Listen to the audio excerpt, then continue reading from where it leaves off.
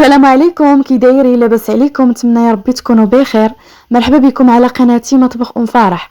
اليوم جيت نشارك معكم بسبوسه بكريمه ديال الليمون، شي حاجه طوب ديال الطوب، مذاق روعه. كنتمنى البنات تجربوها، تحضروا هكا كتحليه المائده ديال الفطور ديالكم.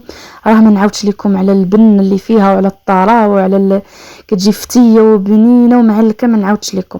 فبلا ما نطول عليكم نصليو على نبينا، عاد ندوزو الوصفه. اللهم صل وسلم وبارك على سيدنا وحبيبنا وعلى آله وأصحابه أجمعين. فبالنسبة للمكونات غنشارك معكم الطريقة والمقادير في نفس الوقت. في واحد الإناء كندير 3 ديال البيضات، يمكن لكم ديروا غير 2 بيضات إلا كانوا كبار، كانوا صغار ديروا 3. درت الكاس ديال السكر وقبيصة ديال الملحة، طربت كلشي مزيان حتى تبدل داك اللون ديال البيض. يمكن لكم ديروا الطراب الكهربائي اولا مولينكس اولا غير الطراب اليدوي. درت كاس ديال الزيت وغادي نعاود نخلط مزيان وغادي نزيد هنا ياغورت بنكهه ديال الفاني. كيعطي واحد المذاق زوين بزاف لهاد البسبوسه، يجي فيها لذيذ. من بعد ما خلط المكون اللي درتو كنخلط صافي. هنا غادي نزيد 2 كيسان ديال السميده رقيقه وواحد الكيس ديال الخمار ديال الحلوى من وزن 8 غرام. فغادي نخلط مزيان كيف كتشوفوا معايا. وهنايا غنزيد هاد الكوك اللي كيعطي فيها واحد المذاق رائع. درت 3 المعالق كبارين، يمكن لكم ما ديروش الا ما كانش، انا هنا كان عندي ودرتو عطى فيها مذاق زوين. يمكن لكم يعني دير دوك 3 المعالق ديال الكوك ديروهم سميده. صافي البنات، نكهت هاد البسبوسه بالبرتقال، بالقشره ديال البرتقال، جا فيها واحد المذاق واعر بزاف. اللي كيعجبها البرتقال واللي ما كيعجبهاش تقدر تعوضو بالحامض، يعني بالليمون اللي بغيتو بيتو البرتقال اولا الحامض، يعني كل وحده دير اللي يعجبها. صافي بالنسبه للخليط راه تقال واحد شويه، وزدت له نص كاس ديال الحليب، عبرت بديك العلبه ديال الياغورت. فهاد المول هو فاش غادي ندير الكيكه اللي دهنتو بالزبده ورشيتو بالسميده. كنخوي عليه داك الخليط مباشره، كندخلو الفران. انا هنا كان عندي الفران بارد، دخلتها ويعني وشعلت عليها العافيه اللي كتكون متوسطه حتى كطيب على خاطرها وكتهبطوها تحمر. هنايا غادي نوجد مباشره السيرو. عندي كاس ديال الماء، كاس الا ربع ديال السكر، وعندي 2 طريفات هكا ديال الليمون ديال الحامض. غادي نردهم على البوطه حتى كيذوب داك السكر وكيولي سيرو. وهنايا غادي ندوز باش نوجدوا الكريمه.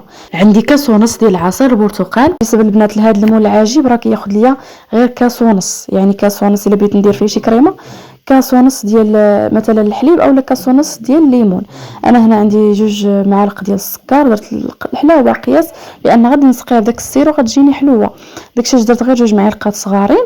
وبالنسبه للنشا راه كندير واحد المعلقه كبيره وواحد فانيا، يعني هنا درت غير معلقه زدتها واحد شويه، هي معلقه كبيره. هنا بغيت نزيد نكه ديك الكريمه ديالي، زدتها واحد شويه ديال لاغوم ديال البرتقال. انا البنات غير الا كانت، الا ما كانتش بلاش، ماشي ضروري. انا غير كانت عندي يعني زيد عززتها بديك النكهه. صافي غنردها على البوطه ونبقى نحرك فيها حتى كتعقد. هنايا من بعد ما خرجت الكيكه ديالي والسيرو راه كان بارد، يعني واحد فيهم يكون بارد واحد يكون سخون، ماشي بجوجهم يكونوا سخان اولا بجوجهم يكونوا باردين. مثلا خرجتو الكيكه كتكون سخونه والسيرو كيكون بارد. صافي كتسقيوها مزيان مباشره. الكريمه كتكون واجده، كنصبها فوق منها وكندخلها للثلاجه باش كتشد في راسها وكتجي يا سلام بزاف، عرفتي بنينه. ما نعاودش لكم على المذاق ديال هاد البسبوسه بالكريمه، رائعه بزاف. كنتمنى تجربوها. يمكن لكم البنات كيف قلت لكم ديروا بالحامض، حتى بالحامض راه كتجي زوينه بالنسبه للناس العشاق الحامض.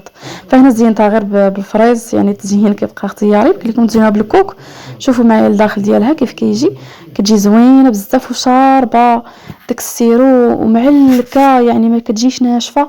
يعني سقيتها مزيان، جات السقوه هي هذيك، ما مفازقه ما ناشفه، يعني جات معلكه من الداخل. القوام ديالها زوين بزاف. يعني هاد الكيكه البنات، يعني هاد البسبوسه بالكريمه شي حاجه دمار، يعني البنه كلشي فيها. جربوها وردوا عليا كيف العاده. المهم البنات اللي طلبوا مني نحطها لهم، هاني حطيتها لكم واخا تعطلت عليكم. كنتمنى ان شاء الله تعجبكم وبسلامه عليكم.